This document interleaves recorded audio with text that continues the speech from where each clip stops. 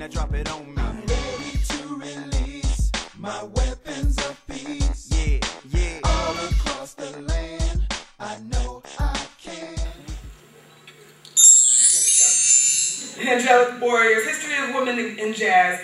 The exploration of female instrumentalists from the early 1900s until present, in 1450 to 1860, was something that happened called the Middle Passage. During that time, black women and men brought the birthrights and the building blocks of jazz. Those elements of rhythm, also elements of call and response, passion, and improvisation.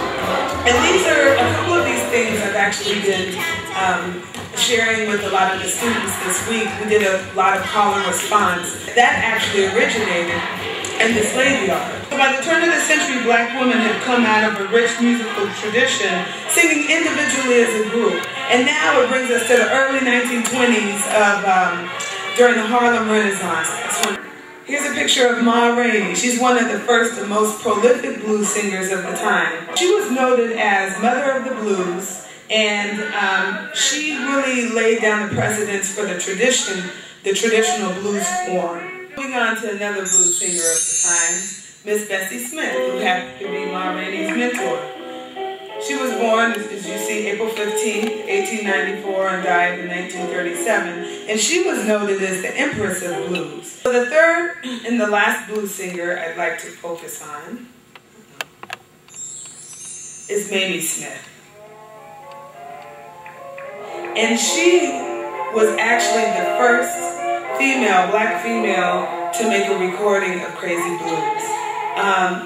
One thing about Mamie Smith is in my readings, I found out that if it was not for her, the whole music industry would not exist. She was actually directly responsible for birthing the music industry, or birthing the recording industry, making the first recording of Crazy Blues. Now we're going to explore some of the female instrumentalists during the time.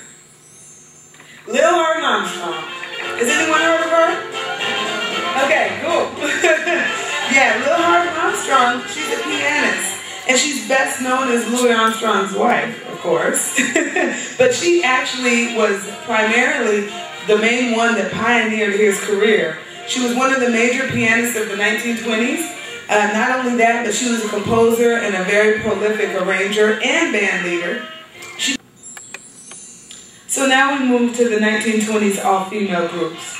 And I just listed a couple of the groups, but Sophie Tucker's Five Kings of Syncopation, Lovey Austin and her Blue Serenaders, Bobby Grice's 14 Brink Tops, Helen Lewis and her All-Girl Syncopators, and Gibson Navigators. And this is actually Helen Lewis and her All-Girl Syncopators.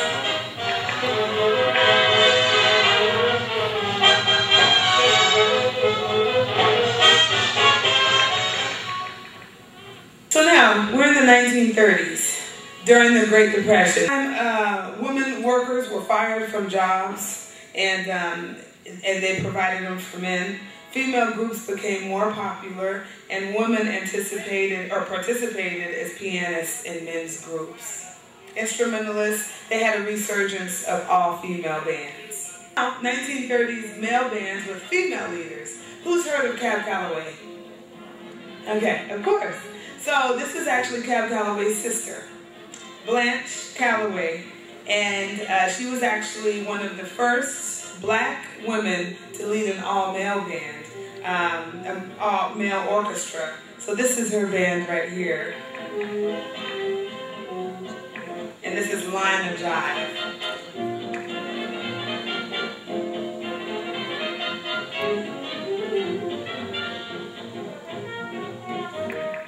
So next we have the Lady of Snow. I would have to say she was the Beyonce of the 30s, especially in the jazz world, because she not only played the trumpet very, very well, but she sung and she danced. And it's funny because she came from a musical family too, but her mother taught her how to sing and dance, and she actually preferred singing and dancing.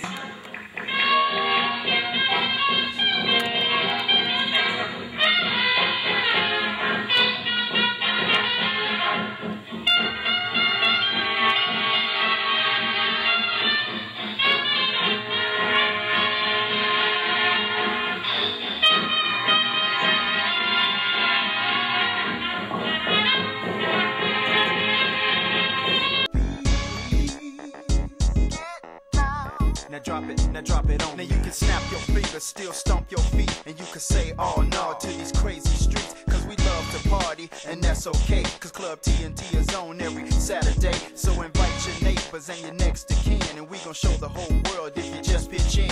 We can change the future at the drop of a dime, and we can change the world if we use our minds. And we can change some things from bad to good, and you can start right in your own hood. And you don't really need to sleep on this, cause if you take too long you just might miss it. Get it?